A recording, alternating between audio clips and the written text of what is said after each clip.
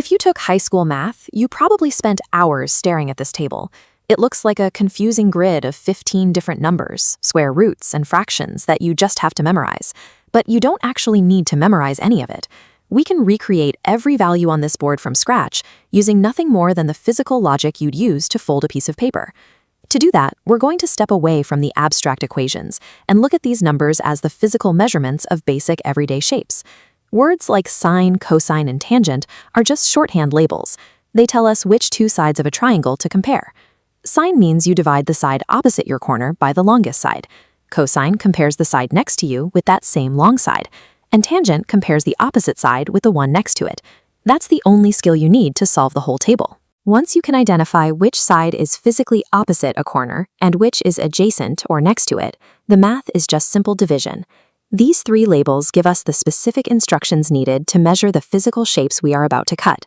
We start with a perfectly even triangle. Every side is 2 units long, and every corner is exactly 60 degrees. If we slice this shape straight down the middle, we get a new right-angled half. Our top corner is cut to 30 degrees, and our bottom side is cut from 2 units down to 1.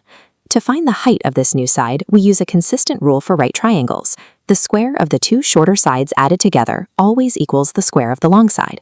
Since our long side squared is 4 and our base squared is 1, we subtract 1 from 4 to find our height squared.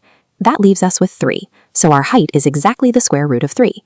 Now let's look from that top 30-degree corner. If we follow our instructions to divide those 3 side lengths, the sine, cosine, and tangent values for the 30-degree column appear automatically. If we move our focus to the 60-degree corner and run those same divisions, we get the values for the next column of our table. 2 full columns of the table are just the physical proportions of this single half-cut triangle. Next, we look at a simple square, where every side is 1 unit long, and every corner is 90 degrees. We'll cut this square diagonally from corner to corner. This splits the 90-degree corners into 2 45-degree angles. Again, we find the length of our new cut by squaring our 2 known sides. 1 squared plus 1 squared equals 2, which means our long diagonal side is the square root of 2. From either 45-degree corner, we divide our sides using our vocabulary labels. The results give us the middle column of our table.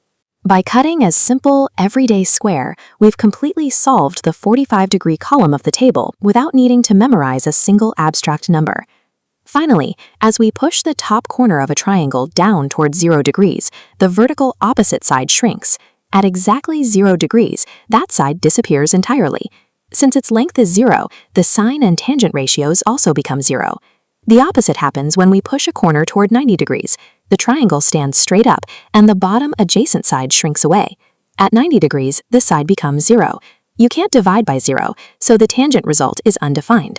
Even the zeros and the undefined labels in the table are just the physical results of flattening a triangle into a straight line. Looking at these sine values in order, a counting pattern emerges. 0 degrees is root 0 over 2. 30 is root 1 over 2. 45 is root 2 over 2. 60 is root 3 over 2. 90 is root 4 over 2, simplifying to 1. Every value in this table is a logical step in a single connected sequence. By observing the physical proportions of these shapes, we've built the entire grid from the ground up.